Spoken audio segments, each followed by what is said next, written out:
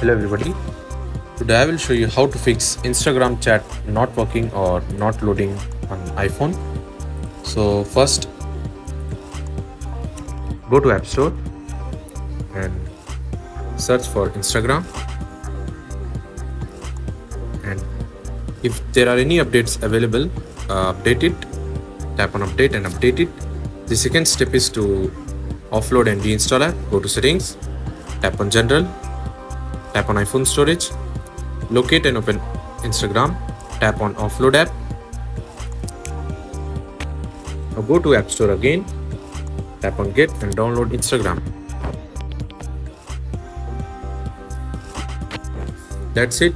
That's how you will fix Instagram chat not working or loading problem. Thanks for watching. See you in next tutorial.